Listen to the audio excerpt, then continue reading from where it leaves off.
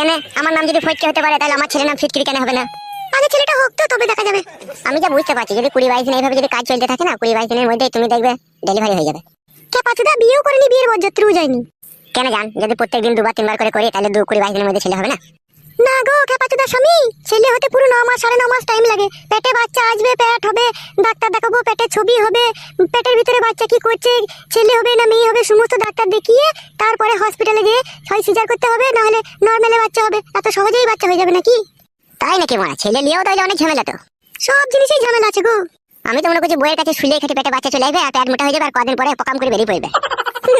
বিরক্তি লাগছে তো আমার, ওইভাবে হয় না। তুমি তো আমার থেকে ভালো জানবা, কারণ তোমার আগে একবার আগে বিয়ে হয়েছিল না, সবই তো জানা আছে তোমার। বলো বান, আবার সেই পুরনো কথা তুলছো। ভুল হয়ে গেছে জান, আর কোনোদিনও বলবো না। আমার জীবনে যে ঝড় যে তুফান গিয়েছে তা আমি তোমাকে পেয়ে ভুলে গেছি। ওই সমস্ত কথাগুলো আর আমাকে মনে করিয়ে দিও না। ওইসব কথাগুলো মনে পড়লে আমার বুকের ভিতরে অনেক কষ্ট হয়। আর বলবো না শোনা, আমার ভুল হয়ে গেছে, মন খারাপ করো না জান।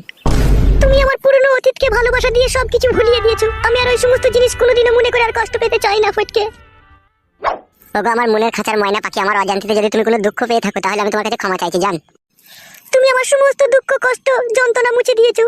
তোমাকে নিয়ে যে স্বপ্ন আমি দেখেছি সেই স্বপ্ন যদি আমার মনে প্রাণে যদি পূরণ হয় আমি নিমতলাতে গিয়ে জোড়া পাটা বলি দেবো।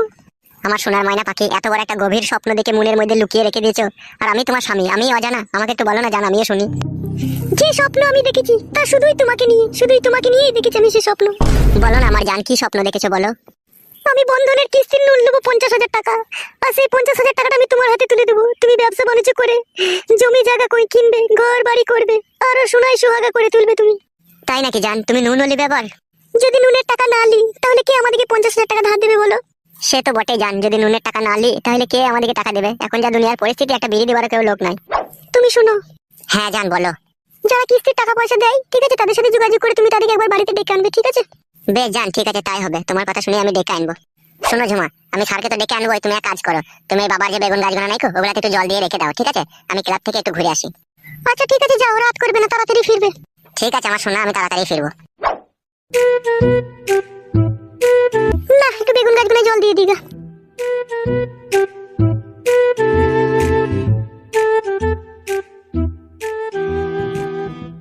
কাকা নাইকো বাড়িতে? কে আপনি? আমাকে তুমি চিনতে পারবে না বৌদি, আমি কেরালায় থাকি, এই তো কদিন হলো বাড়ি এসেছি।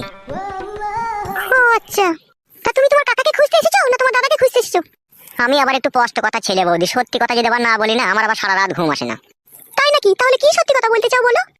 ফটকে ভাই তোমাকে বিয়ে করেছে এই খবরটা আমি পাড়াতে কয়েকটা আমার বন্ধু বান্ধবের মুখে শুনতে পেলাম, ওই জন্যই আর কি তোমার সাথে গেলাম। হ্যাঁ তা বলো, কি বলবে? বৌদির সাথে দেখা করবো খালি হাতে, তা তো হয় না বৌদি, তাই তোমার জন্য একটা গিফট এনেছি আমি। কি গিফট এনেছো? এই নাও বৌদি ধরো, এই মোবাইলটা তোমার জন্য গিফট এনেছি আমি। ও মা, এত দামি একটা মোবাইল আমি নিতে পারবো না গো। দেখো বৌদি, দেওরের হাতে থেকে যদি এই গিফটটা তুমি যদি না নাও তাহলে আমি জানবো তুমি পুরোপুরি ভাবে আমাকে অসম্মান করে বাড়ি থেকে তাড়িয়ে দিতে চাইছো। না না ভাই, ছি এই কথা বলবো কেন ভাই তোমাকে আমি। বৌদি ধরো মোবাইলটা। মোবাইলটা নিলে তোমার দাদা যদি কখনো জানতে পারে তাহলে তো অশান্তি লেগে যাবে গো। তুমি যদি দাদাকে বলো আমাকে মোবাইল গিফট করেছে তোমাদের পাড়ার একটা তোমার বন্ধু, তাহলে অশান্তি লেগে যাবে। তুমি যদি মোবাইলটা নিয়ে লুকিয়ে রেখে দাও আর তুমি যদি বলো এটা আমি কুড়িয়ে পেয়েছি বা কিনেছি, তাহলে দাদা কোনোদিনই জানতে পারবে না। বেশ ঠিক আছে, দাও তাহলে। লাও মোবাইলটা।